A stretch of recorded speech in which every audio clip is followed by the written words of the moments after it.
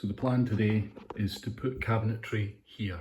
So using the old saw that I've reviewed previously, I've got some shearing timber here. So I'm just going to crack on with it.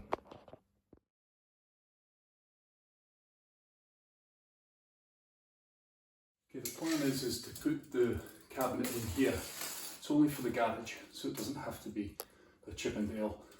So I'm going to try and make it as big as I can here. I'm not going to put doors on it because it's going to connect to here. It'll be a really good storage for any bits and bobs I have in the garage. So the max distance I'm going to make it is 110. Got a bit of offcut, so that is 148. So I can utilise this, and the width is going to be 33. Pretty good fixture.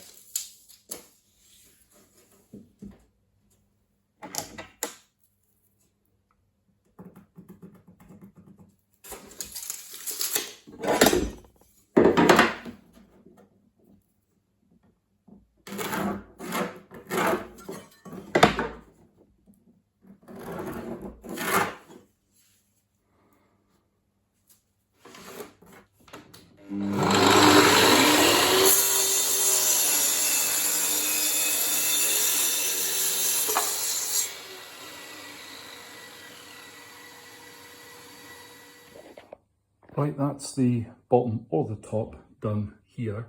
So this bit of offcut here should last for the rest of the box. I'm just going to put it on time lapse and I'll show you how I put my pieces together and then how I make my cabinets. Again, it's just garage cabinets, it's not Chippendales, so don't hang me.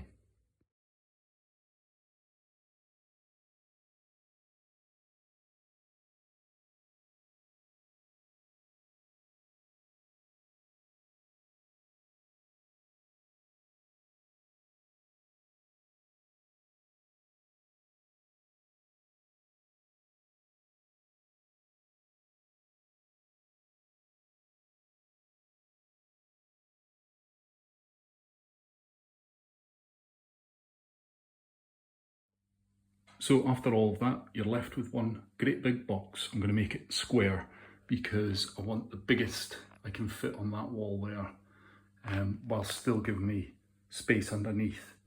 So that is going to be full of shelves. So what I'm trying to do here is, rather than just glue that and then screw in through here, what I'm going to do is I'm going to cut half of this out along here and down there. So this sits in there and it increases my glue surface area and makes it slightly stronger. It's probably totally unnecessary because you get enough screws in there. It'll be fine with a bit of glue, but I'm just going to do it and it might look a bit prettier as well when it's on the wall.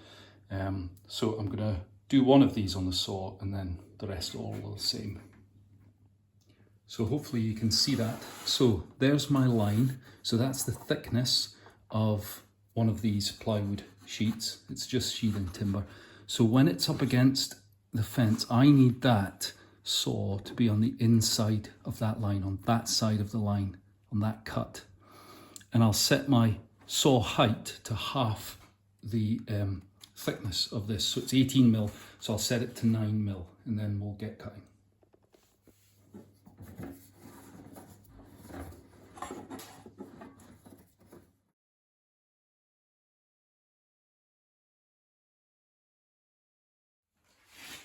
Okay, so to protect your fence, you don't want your fence on your blade.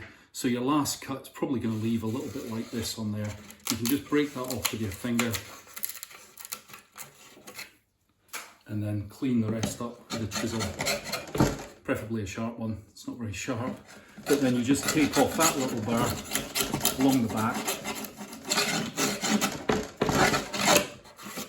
Make sure it's nice and tight, and then the bit of wood, the next bit will sit in there nicely and you'll get a double glue joint and a screw in there. Right, so to put it all together, just using some wood glue, some of these turbo screws which I really prefer, 40 mil, probably enough, and my trusty impact driver. So that there is what I was looking for. That'll sit nicely in there, get it glued on two sides, get it screwed, and that'll be that sorted.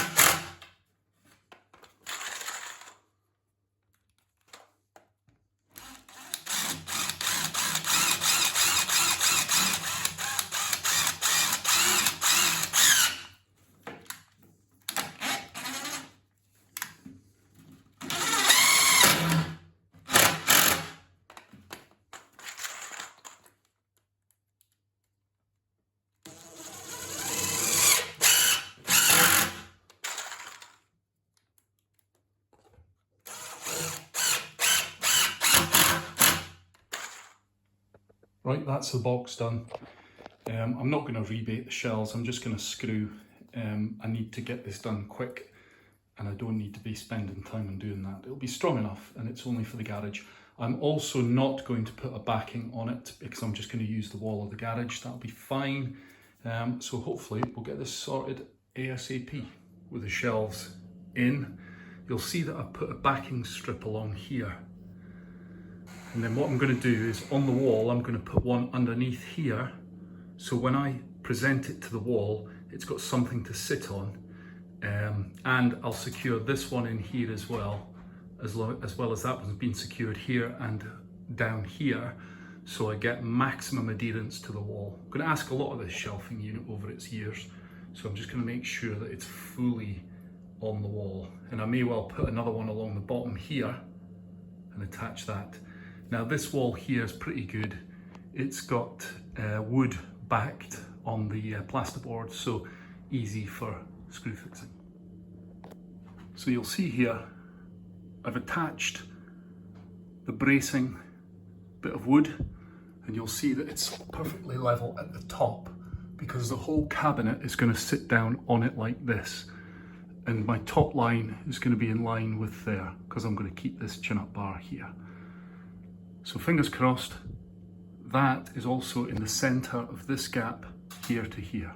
Fingers crossed, see what happens. It's in position. So you'll see here, it sits on top of this strip here, a couple of screws into the wall just to hold it. I'll put a few more in and then I'll probably put another one maybe at the back here. Depends and see how that goes because it's quite strong.